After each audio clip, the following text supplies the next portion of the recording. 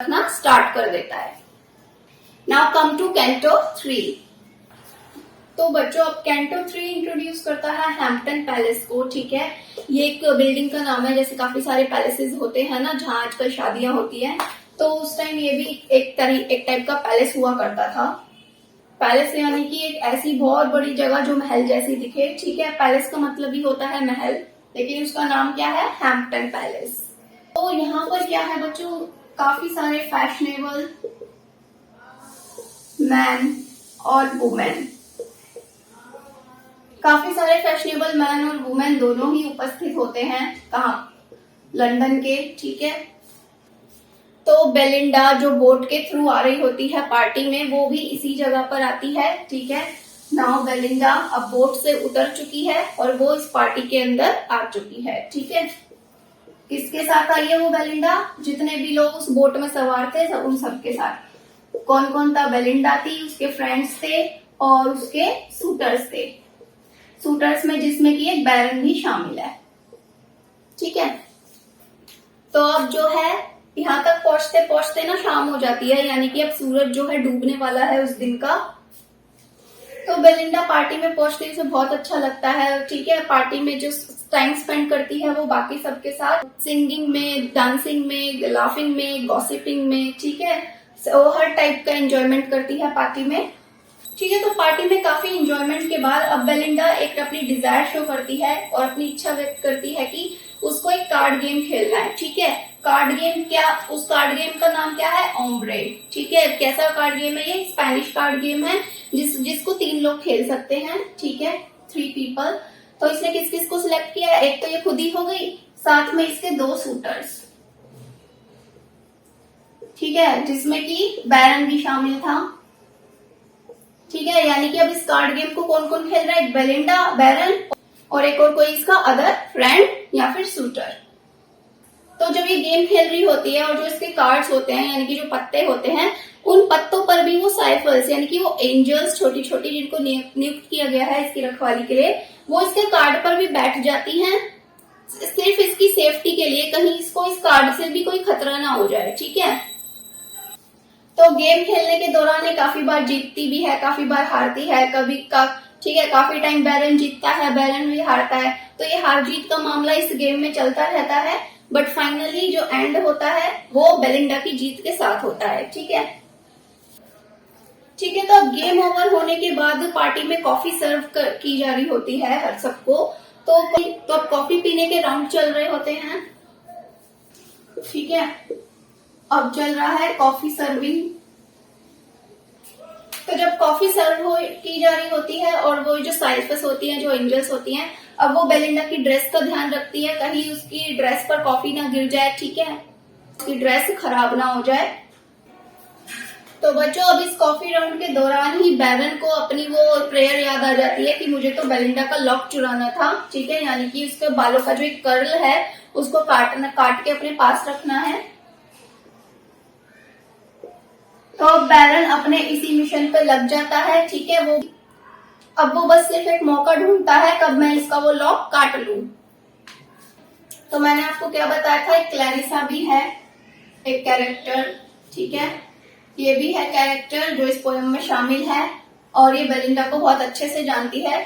तो ये क्या करती है, ये भी उसी पार्टी में शामिल है, ये बैरन की मदद करती है और बैरन को लॉक काटने के लिए एक सीजर दे देती है, यानी कि कैंची पकड़ा देती है। और अब साइफर्स, यानी कि वो छोटी छोटी एंजल्स जिन रखवाली कर रही थी, जो बेलिंडा की रखवाली कर रही थी, ठीक है, उनको डाउट हो जाता है कि अब बेलिंडा के साथ कुछ गलत होने वाला है। ठीक है, बैरन पे शक हो जाता है, तो वो बेलिंडा को वार्न करती है इयररिंग्स बजाकर उसके। ठीक है, कैसे भी करके वो इसे वार्न करती है, लेकिन इसका ध्यान नहीं जाता है उन सब पर। और जैसे ही वो कॉफी कप उसके हाथ में होता है और वो एक सिप लेने के लिए अपना सर झुकाती है ना, यूं आप चाय कॉफी पीते हो तो ऐसे थोड़ा आपको हेड टर्न करना पड़ता है ना नीचे की तरफ, वैसे ही बेलिंडा ने किया कॉफी पीते टाइम। तो जैसे ही इसने सर झुकाया, बैरन ने मौका देखते ही उसका वो लॉक काट लिया। ठीक है, लेकिन वो काटा कौन से ट्राई में, थर्ड ट्राई। पहले ट्राई में नहीं काट पाया, दूसरे ट्राई में नहीं काट पाया, लेकिन तीसरे ट्राई में वो उसका लॉक काट गया। ठीक है, तो इसी पॉइंट पर ये रेप ऑफ द जो लॉक है, ये इंसिडेंट यहाँ पर घटित होता है।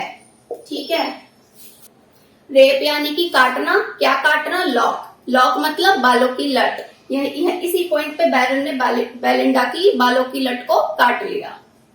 ठीक है, तो जो ध्वनि होती है उसको होने से भगवान भी नहीं रोक पाते हैं, इसलिए जो इसके गार्जियन थे एरियल, वो भी कुत्ते पे तो नजर रखते रहे, लेकिन बेलिंडा को वो भी इस डेंजर से बचा नहीं पाए। ठीक है, तो जो होना था वो हो गया।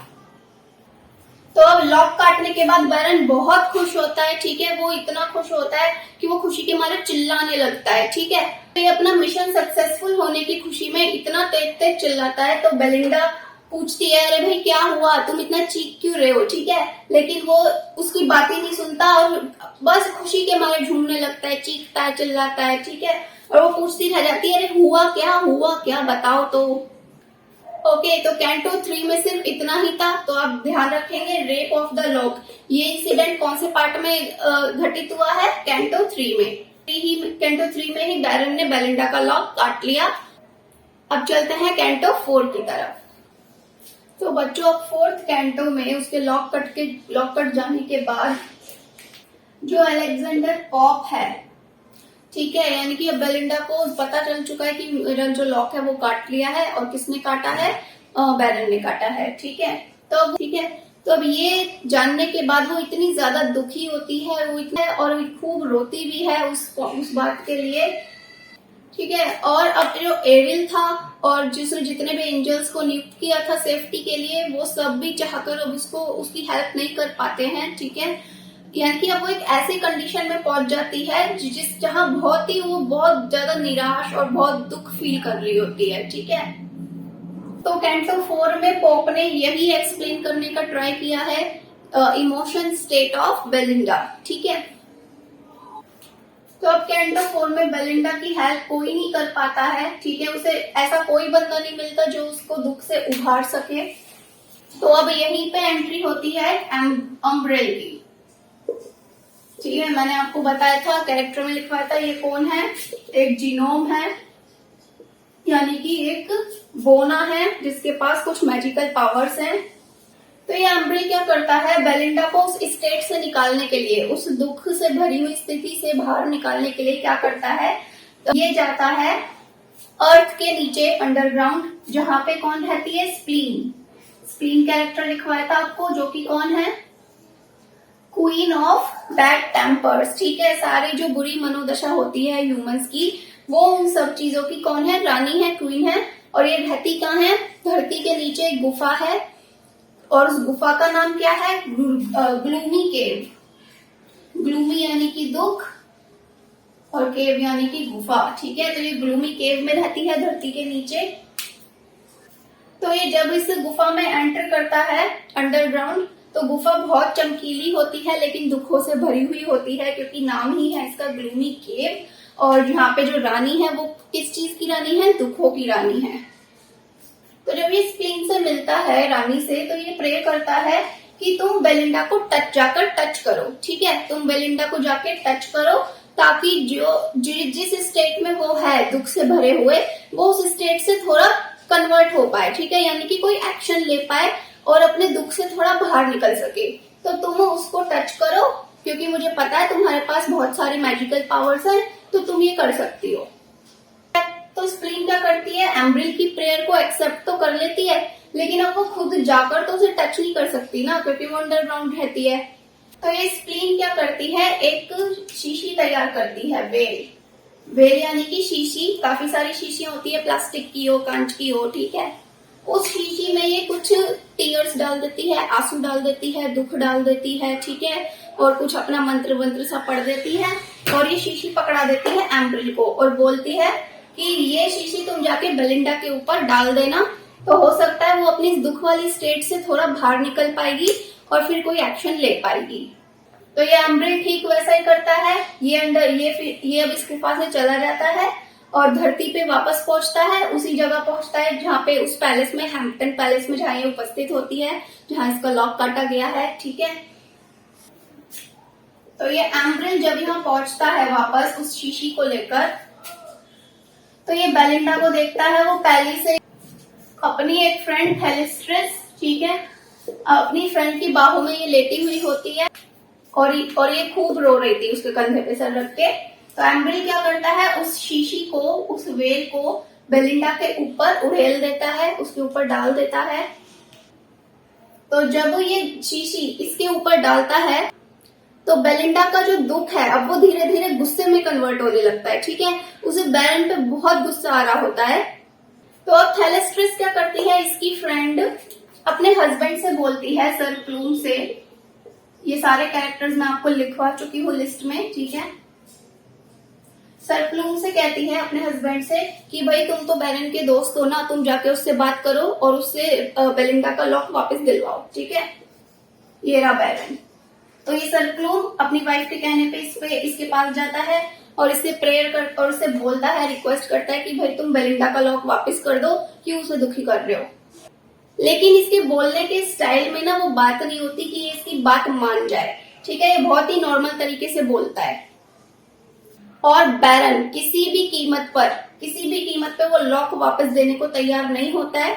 इवन वो एक कसम खा के बैठा होता है कि जब तक चाहे कुछ भी हो जाए, जब तक मेरी सांस चलेगी मैं इस लॉक को किसी को नहीं दूंगा, ठीक है। इसके बाद थेलेस्ट्रिस भी इससे रिक्वेस्ट करती है कि भाई मान जाओ, हमारी बात दे दो वापस उसका लॉक। ये इसकी बात भी नहीं मानता। तो अब डायरेक्ट खुद बेलिंडा इसके पास जाती है, ठीक है, बैरन के पास, और ये इससे अपील करती है। पहले तो रिक्वेस्ट करती है कि भाई मुझे मेरा लॉक वापस कर दो। बहुत ज्यादा ये अपना दुख व्यक्त करती है और अपना गुस्सा भी शो करती है, लेकिन बैरन बेलिंडा को भी रिफ्यूज कर देता है। ओके बच्चों, तो कैंटो 4 भी हमारा इतने ही पार्ट पे खत्म होता है। अब चलते हैं कैंटो 5 की तरफ, which is the last canto of this poem.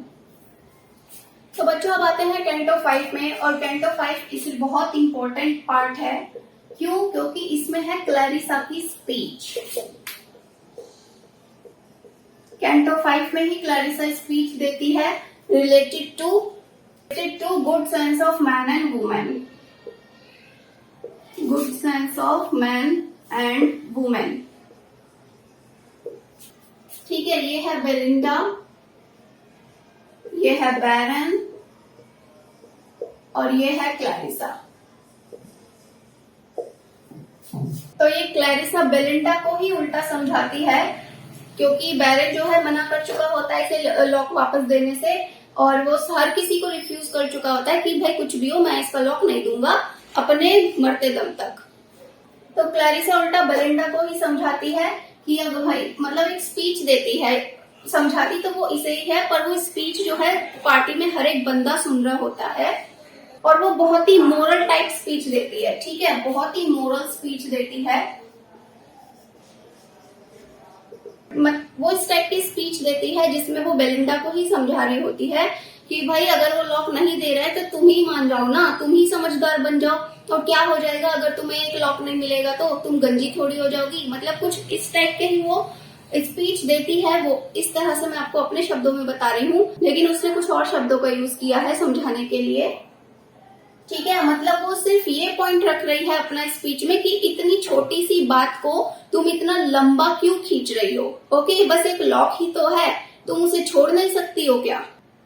तो वो अपनी स्पीच में ये भी बोलती है कि मैन और वुमेन को एक दूसरे को समझने के लिए एक अच्छी अंडरस्टैंडिंग, एक अच्छी गुड मैच्योरिटी, एक सेंसिबल माइंड का होना जरूरी है, ठीक है। तो वो यही स्पीच देती है मैन और वुमेन के ऊपर, और लेकिन इसकी इस स्पीच से भी बैरन को कोई फर्क नहीं पड़ता, ठीक है। इसने इतनी मोरल स्पीच दी फिर भी बैरन को कोई फर्क नहीं पड़ता। लेकिन आप ध्यान दो, क्लैरिसा यहाँ भी 2 टाइप के रोल प्ले कर रही है या नहीं। पहले तो इसने ही बैरन को कैची दी, लो भाई जाओ काट लो लॉक, और अब उल्टा बेलिंडा को ही स्पीच सुना रही है कि तुम नहीं मान सकती क्या, छोटी सी बात पे तुम क्यों इतना झगड़ रही हो, ठीक है, क्यों इतना दुखी हो रही हो, एक लट ही तो है। तो बेलिंडा फिर भी एक आखिरी बार ट्राई करती है अपने लॉक को वापस लेने के लिए। वो बैरन से फिर बहसबाजी स्टार्ट कर देती है, बैरन भी उल्टा बहस करता है उसके साथ। तो बेलिंडा क्या करती है, गुस्से में है, जब बैरन उसको उसकी वो लट ऐसे चमका के चिढ़ा रहा होता है तो वो झपट्टा मार के उससे छीनने का ट्राई करती है अपने उस लॉक को। तो उसी बहसबाजी में और छीना झपटी में अचानक से वो जो लॉक होता है ना उसके बालों का, वो कहीं गुम जाता है, ठीक है। और एक पॉइंट पर जब वो बहस कर रहे होते हैं बेलिंडा और बैरन, तो बैरन मान भी जाता है कि अच्छा चलो ठीक है, मैं तुम्हें तुम्हारा लॉक दे देता हूँ, लेकिन अब मैं तुम्हें तुम्हारा लॉक दूंगा कैसे? तुमने मुझसे इतनी बहस की कि देखो अब वो लॉक ही खो गया, ठीक है, मुझसे वो लॉक ही खो गया। और वो लॉक सच में खो जाता है पार्टी में, क्योंकि ये छीना झपटी कर रहे होते हैं। तो अब वो लॉक जो है खो चुका है, अब ना तो वो बैरन के पास है और बेलिंडा तो उसे ढूंढ ही रही है। तो अब वो लॉक किसी को भी नहीं मिलता, किसी की भी नजर में नहीं आता। फिर अचानक से क्या होता है, पोएम में एक म्यूज होती है। म्यूज का मतलब भी वही होता है, एक टाइप की कोई एंजल, एक टाइप का कोई परी, ठीक है। तो ये उस लॉक को देख लेती है। सपोज करो ये है वो उसका लॉक, बालों की लट, ठीक है, कर्ली टाइप हेयर। तब ये म्यूज देखती है इसकी ये जो लट है ना, अब वो उड़ती हुई हेवन में जा रही है, ठीक है। कहाँ जा रही है ये? हेवन में जा रही है। और हेवन में जाकर, स्वर्ग में जाकर अब इसकी ये जो लट है एक स्टार बन गई है। क्या बन गई है? एक तारा। तो यही न्यूज जाके बेलिंडा को इन्फॉर्म कर देती है कि भाई अब तुम अपनी लट को मत ढूंढो, तुम्हारी जो लट है ना कहीं नहीं गई है, तुम्हारी जो लॉक है वो बिल्कुल सेफ है। और कहाँ पे है? अब वो स्वर्ग में है और एक तारा बन चुका है। तुम जब मर्जी अर्थ से उस तारे को देख सकती हो, और जब तुम उस तारे को देखोगी तो तुम्हें तुम्हारी वो लट नजर आएगी। तो बच्चों यहीं पे हम पांचों कैंटोस का एंड होता है। ये थी स्टोरी किसकी? रेप ऑफ द लॉक की, और इसलिए ही इस पोएम का नाम रेप ऑफ द लॉक रखा गया है। अब मैं आपको फटाफट से समझा देती हूँ इसकी कुछ थीम्स, और आपको इसको एग्जाम में कैसे एनालाइज करके लिखना है वो सारे पॉइंट्स। तो बच्चों ये है इस पोएम की कुछ मेजर थीम्स, ठीक है। ऑलराइट, क्या थीम्स है? Women and femininity, supernatural and female sexuality. अब मैं आपको कुछ एक पॉइंट्स बता देती हूँ जो आप आंसर लिखते टाइम उसमें डाल सकते हो एक्सप्लेनेशन के लिए, ठीक है। अगर इस पोएम से रिलेटेड कोई भी क्वेश्चन एग्जाम में आता है, सबसे पहले आपको अलेक्जेंडर पॉप के बारे में ही लिखना होगा, ठीक है। और अलेक्जेंडर पॉप से रिलेटेड उस पैराग्राफ में, फर्स्ट पैराग्राफ में आप वो की पॉइंट्स यूज कर सकते हो जो मैंने वीडियो की सबसे स्टार्टिंग में आपको बताए हैं। पोएम कब पब्लिश हुई, ठीक है, बाद में इसमें कैंटो 3 और कैंटो 4 कौन से ईयर में जोड़ा गया, फाइनल फॉर्म जो है पोएम का कब पब्लिश हुआ 1717 में, ठीक है, जिसमें कि क्लैरिसा की स्पीच जोड़ी गई थी। अलेक्जेंडर पॉप ने ये वाली पोएम क्यों लिखी और इसका नाम रेप ऑफ द लॉक क्यों रखा, ठीक, क्योंकि उनके ही एक फ्रेंड ने, जॉन कैरल ने उनसे रिक्वेस्ट किया था इस पोएम को लिखने के लिए। और वो क्या पास्ट स्टोरी थी, जो रियल इंसिडेंट पे ये बेस लिखा गया है, वो आप यहाँ पे डाल सकते हो फर्स्ट पैराग्राफ में। उसके बाद सेकंड पैराग्राफ से आपको क्या लिखना होगा, आपको क्वेश्चन एनालाइज करना है कि इसमें मैं कौन सी थीम या कौन सा पॉइंट एक्सप्लेन कर सकता हूँ जो इस क्वेश्चन के अकॉर्डिंग उससे मैच करे, उसमें फिट बैठे। ओके, तो बच्चों देखो, अब आपको दो नजरिए से इस पोएम को देखना होगा, एक रियल लाइफ और एक पोएम वाली लाइफ, ठीक है। रियल लाइफ में क्या था कि लॉर्ड पैट्रे ने एराबेला की लट को काट दिया था, राइट, और उसी के ऊपर एक पोएम लिखी गई। लेकिन जॉन कैरल ने रिक्वेस्ट की थी अलेक्जेंडर पॉप से कि तुम इस पोएम को एज इट इज मत उतार देना, इसमें कुछ फनी मोमेंट्स भी डालना, कुछ इंटरेस्टिंग पॉइंट्स भी डालना, जिससे लोगों को इसे पढ़ने में मजा आए। तो अलेक्जेंडर पॉप ने क्या किया, इसमें एरिल का रोल डाला, इसमें काफी सारी परियों को इंक्लूड किया, ठीक है, एम्ब्रेल को इंक्लूड किया जो कि एक गोना है। तो आप खुद सोचो, रियल लाइफ में ये सब होता है क्या? ये सारी चीजें नहीं होता ना। अब ये ट्रू इंसिडेंट पे बेस है, तो क्या रियल लाइफ में सच में बेलिंडा के आसपास परियां घूमी होंगी उसको बचाने के लिए? नहीं घूमी होंगी, ठीक है। लेकिन पोएम को इंटरेस्टिंग बनाने के लिए ये सारे पॉइंट्स उसमें जोड़े गए, तो ये पॉइंट आप एक्सप्लेन करेंगे अपने आंसर में, ठीक है। स्प्लीन के रोल को आप एनालाइज कर सकते हो, कैसे? क्योंकि वो दुखों की रानी है जो कि रहती कहाँ है, धरती के नीचे अंडरग्राउंड, और ग्लूमी केव में रहती है, यानी कि दुखों से भरी एक गुफा में। तो आप रियल लाइफ से उसे कंपेयर करो, रियल लाइफ में ऐसा कुछ हुआ होगा क्या कि कोई एम्ब्रिल गया धरती के नीचे, एक शीशी ले आया आंसुओं से भरी, और कंडीशन को चेंज करने के लिए उसने बेलिंडा पे वो डाल दिया? ऐसा रियल में नहीं हुआ होगा, बट पोएम में हुआ है, उसे इंटरेस्टिंग बनाने के लिए, ठीक है। ओके बच्चों, तो ये सारी चीजें आप अपनी खुद की लैंग्वेज में आंसर में इंक्लूड करेंगे तो बहुत बेटर रहेगा। और इन थीम्स को आप एक बार इंटरनेट पे गूगल पर पढ़ लीजिएगा। Because when you read them on Google तो आपको लैंग्वेज पता चलेगी कि किस लैंग्वेज को, किन वर्ड को यूज करके आप अपना आंसर बना सकते हैं। तो ये थीम्स आप जरूर पढ़िएगा गूगल पर। और आंसर के एंड में आप अपना क्या दे देंगे, कंक्लूजन। ठीक है, क्या देंगे, कंक्लूजन,